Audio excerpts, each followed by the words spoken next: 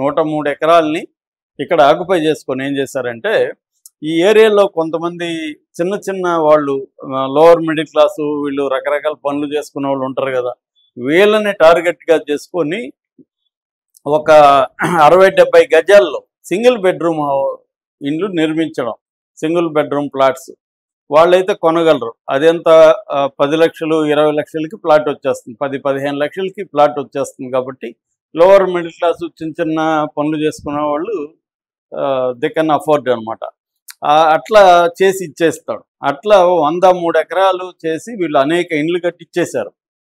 ఇది వాల్యూ తీసుకుంటే ఇక్కడ 1 ఎకరా 40 నుంచి 50 కోట్లు చేస్తుంది ఎకరా. అట్లా 50 కోట్లు వేసుకున్న ఈ మొత్తంగా 4,500 కోట్ల విలువైన భూములు అని చెప్తున్నారు. ఇప్పటివరకు కట్టిన ఇవన్నీ కలిపితే 4,500 కోట్ల విలువైంది ప్రాపర్టీ. ఈ ప్రాపర్టీని వీళ్ళు కబ్జా చేసుకున్నారు. ఈ విషయం మీద ఎవరో కంప్లైంట్ ఇచ్చారు హైడ్రాకి. కంప్లైంట్ ఇచ్చేసరికి వీళ్ళు వెళ్ళి ఆ ఇండ్లను కూలగొట్టడం మొదలుపెట్టారు. ఇది గవర్నమెంట్ భూమి. ఇప్పుడు మామూలుగా ఫస్ట్ హైడ్రా పని ఏంటి, చెరువుల్ని చేయాలని. చెరువులు పక్కన పెట్టి ఇట్లా గవర్నమెంట్ భూముల్లో ఆక్యుపై చేసుకున్న వాళ్ళని కొట్టేయడం థియరిటికల్గా కరెక్టే కావచ్చు, కానీ ఇదంతా పేదల ఇండ్లు. ఇవన్నీ కూడా పేదలు, లోవర్ మిడిల్ క్లాస్ వీళ్ళ ఇండ్లు తప్ప ఇవి రిచ్ కాదు.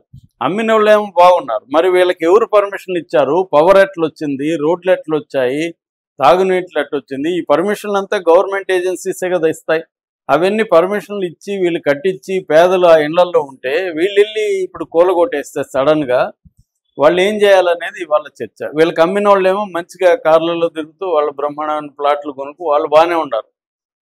పోనీ వీళ్ళ పాపం వీళ్ళకి అవన్నీ ఏం తెలుసు, అది ప్రభుత్వ భూమే కాదనేది వాళ్ళకి తెలిసే పరిస్థితి లేదు. ఏదో 10 లక్షలకి ఇల్లు వస్తుంది సింగిల్ బెడ్రూమ్. నిజానికి కేసీఆర్ ప్రభుత్వం డబుల్ బెడ్రూమ్ ఇస్తానంది పేదలకి, అదేమీ జరగలేదు. ఈ ప్రభుత్వంలో కూడా జరగలేదు. కాబట్టి ఇలాంటివి వచ్చినప్పుడు వాళ్ళు ఎంతో కష్టపడి కూడబెట్టుకుంటారు. 10-20 లక్షలు కూడా వాళ్ళకి చాలా బర్డన్సమ్. కొంతమందికి 15-20 ఏళ్ళు 20 ఏళ్ళు లోన్లు తీసుకొని దాని మీద పెట్టుకొని కట్టుకుంటూ ఉంటారు వాళ్ళు పాపం. అలాంటిది నువ్వు ఒక్కసారి కూలగడితే వాళ్ళ జీవితాంతం కష్టపడిందంతా కూడా ఒక్క రోజులో పోయేస్తుంది. అందుకని చాలా పెద్ద గొడవ అయిపోతుంది పరిస్థితి. ఇప్పుడు హైడ్రా మీద దీని మీద తీవ్ర విమర్శలు వస్తున్నాయి.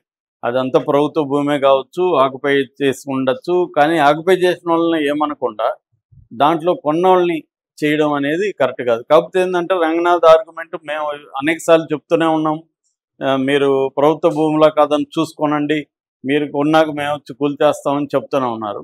కానీ దీనివల్ల ఖచ్చితంగా ఇబ్బందులు వస్తాయి. ఎందుకంటే పెద్ద పెద్ద వాళ్ళంతా ఆక్యుపై చేసుకొని మహా బిల్డింగ్లు, ఫామ్ హౌస్లు, గెస్ట్ హౌస్లు అంతా కట్టుకున్నారు. వాళ్ళ జోలికి వెళ్ళరు. ఇలాగ పోయి కూలగట్టగలరా? అవేమి మీరు చేయలేరు. కేవలం పేదవాళ్ళకి మాత్రం ఈ లాజిక్ వస్తుందా అనేది వీళ్ళు చెప్తున్నారు. దీనివల్ల రేవంత్ రెడ్డి ప్రభుత్వానికి కూడా వచ్చిన నెగిటివ్ దాంట్లో హైడ్రా కూడా ఒకటి అనేది ఎక్కువ మంది చెప్తున్నారు. నిజానికి హైడ్రా లాంటి మిగతా సిటీస్కి కూడా విస్తరిస్తాను, టౌన్స్కి కూడా అని రేవంత్ రెడ్డి ప్రకటించాడు, కానీ అదేమి అంత పెద్దగా జరగలేదు. ఎందుకంటే హైదరాబాద్లోనే చాలా తీవ్ర వ్యతిరేకత వచ్చింది.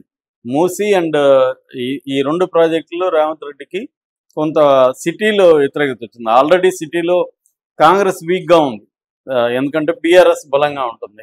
అందుకని కూడా స్థానిక ఎన్నికలను కూడా పెట్టడానికి ధైర్యం చాలట్లేదు అనేది కూడా ఒక వార్త వినిపిస్తుంది.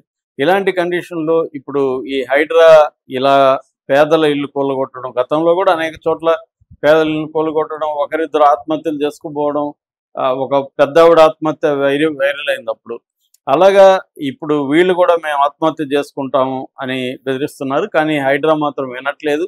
ఆ మొత్తం 300 ఎకరాలని 15,000 కోట్లు అని చెప్తున్నారు. మొత్తం 300 ఎకరాల విలువ. దాన్ని క్లియర్ చేసేసి దాని చుట్టూ కంచి వేసి అది ప్రభుత్వానికి హ్యాండ్ అవుట్ చేస్తామని హైడ్రా ప్రకటించిందని చెప్తున్నారు. మరి దీన్ని ప్రభుత్వం ఇంటర్ఫియర్ అయ్యి ఇప్పుడు వీళ్ళ లక్ష కష్టపడి సంపాదించుకున్న డబ్బుతో కొనుక్కున్న ఇండ్లు ఇలా కూలగొట్టేస్తే వాళ్ళ జీవనాధార పరిస్థితి ఏంటి, దానికేమన్నా ప్రభుత్వం ఏర్పాటు చేస్తుందనేది చూడాలి.